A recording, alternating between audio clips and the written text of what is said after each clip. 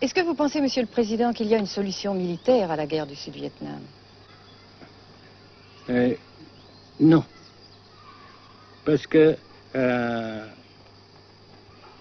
vous savez que le peuple vietnam, c'est un. Et le pays du Vietnam, c'est un. Les Américains ont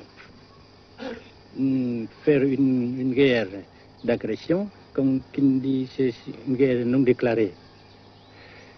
Et, comme vous savez aussi, vous avez pu lire dans la presse, n'est-ce pas, mondiale, que plus la guerre prolonge, plus les Américains et leurs valets, n'est-ce pas, comment dire ça,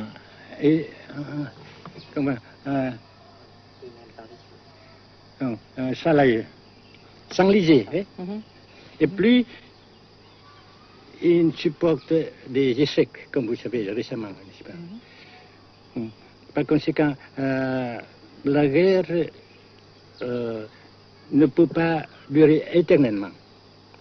Et je suis très heureux que les politiciens haut placés français ont reconnu cela.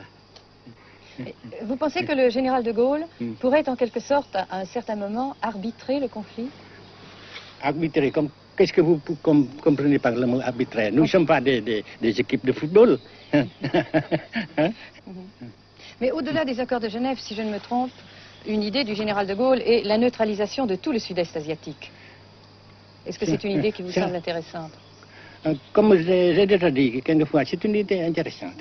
Mais ça dépend encore de la volonté de ces peuples et la manière comment on procède à réaliser. C'est une grande question, n'est-ce pas? Et je ne peux pas dire que je suis d'accord. Et je ne dis pas que je ne suis pas d'accord, n'est-ce pas? Mais parce que vous dites, par exemple, vous dites fleurs. Fleurs, il y a beaucoup de sortes de fleurs. Il y a des roses, et des blanches, des rouges, etc. Et il y a qui sont bons et d'autres qui ne sont pas bons. Mais on dit fleurs.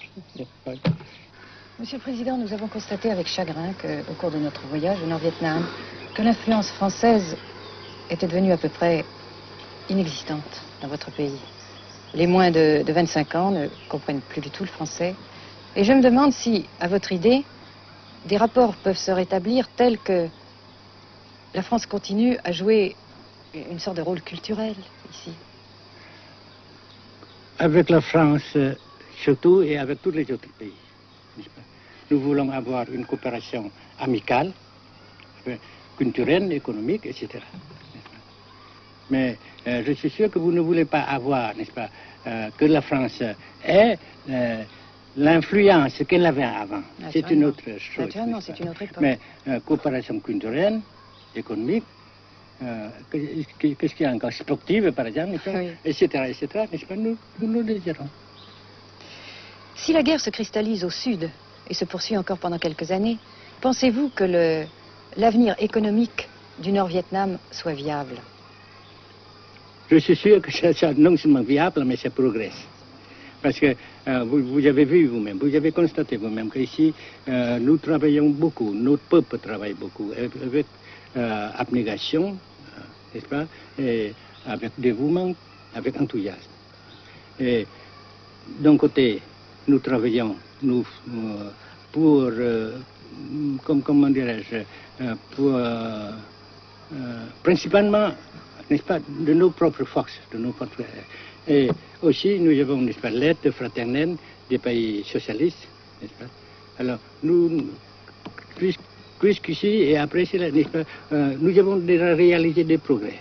Pas très grands comme nous voulons, mais nous avons réalisé des progrès.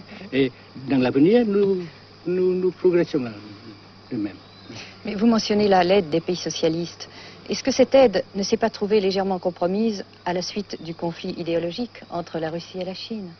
Non, parce que ces questions, n'est-ce pas, différences idéologiques entre nos différents partis frères, c'est nos affaires intérieures. Ça passera. Et l'unité, ça se fera. Mais l'aide fraternelle continue et continuera. Et c'est très précieux pour nous. Bien sûr. Mais certains ont l'impression chez nous, Monsieur le Président, que le Nord-Vietnam se trouve actuellement assez isolé, asphyxié même, et que politiquement, il pourra difficilement éviter de devenir une sorte de satellite de la Chine. Qu'est-ce qu'on peut répondre à cela? Jamais.